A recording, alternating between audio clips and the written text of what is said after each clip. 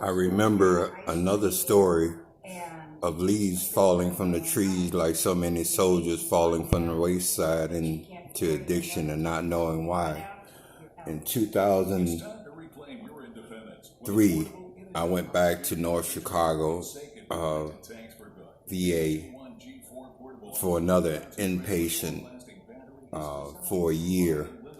And I went to North Chicago for a year, and I was recruited out of there in CWT program. It's kind of like where you work and you put your money in pension funds, and you stay in there a year until you save up your money, and by that time, if you got any sense at all, you're cured from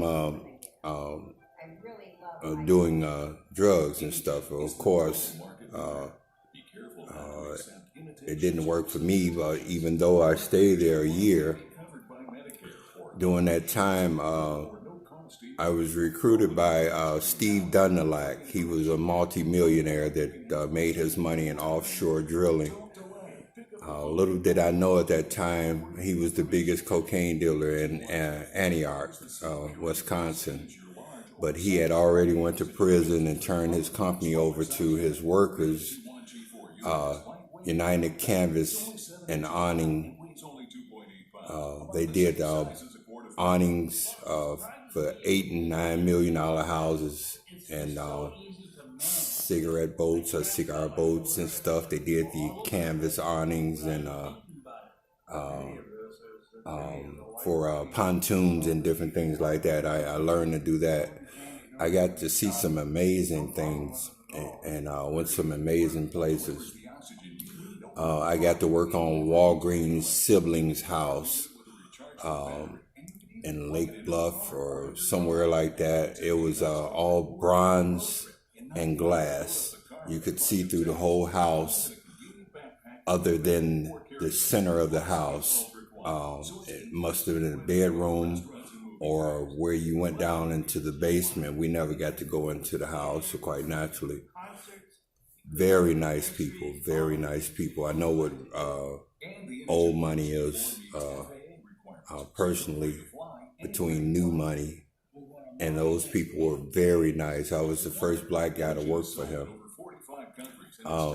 These houses that I worked in, I can only describe that they were biggest Fry's stores. Now that I'm in Phoenix, Arizona, they had their own boat docks, and I would be extended out on professional aluminum ladders, putting up awnings where you would die instantly if you fell off of them. Houses with waterfalls on granite fixtures coming out of the backyard, just running over and over. Beautiful, beautiful houses. Had their own little pools, and not little pools. We put awnings over the pool house and in the summer and take them down in the winter. And it was just such an amazing thing to see. And while I was there, before I started working with Steve Dunlap, I went to another place in Milwaukee, and I got to see Jeffrey Dahmer's house, which was just a concrete slab. And since we were in building 23, we would be able to go out during the day and sleep there during the night, and couldn't do any drugs. And at that time I had an 88 Corvette, which my counselor told me I should have sold and tried to stay clean and get an apartment, and which I didn't pay him any attention. I thought he was just jealous that I was riding better than him, but he was right.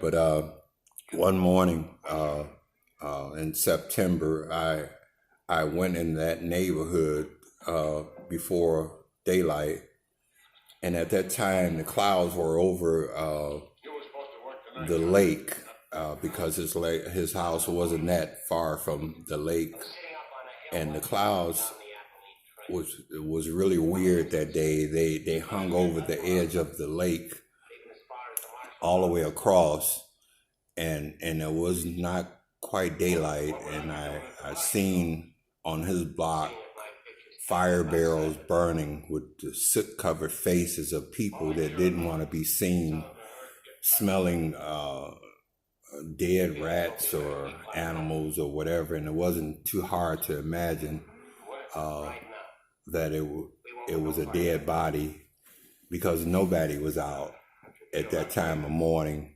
and that block was just a whole death trap. And it wasn't hard for me to imagine being in that situation, though most of the people that Jeffrey Dahmer dealt with, as far as I know, was either gay or drug addicts. It didn't matter. It was just a shame that they came to that end. But being in the drug life, I could kind of relate that I might have been in the wrong place at the wrong time, and so it was an experience that I would never forget. I wished I would have taped it because at that time it would have been maybe a weird thing to do, but it was a hell of a experience. That time of day, the weather, the clouds hanging over the edge of the lake edge, and where I was in Milwaukee, I could look across the lake on a clear day and see just the hint of the Sears Tower. And when I was on Lakeshore Drive, I could see a hint of things in Milwaukee on a clear day. It was really amazing. And that Lake Michigan is a pretty big lake. But it is amazing what addicts go through. First impressions a lot of times means nothing.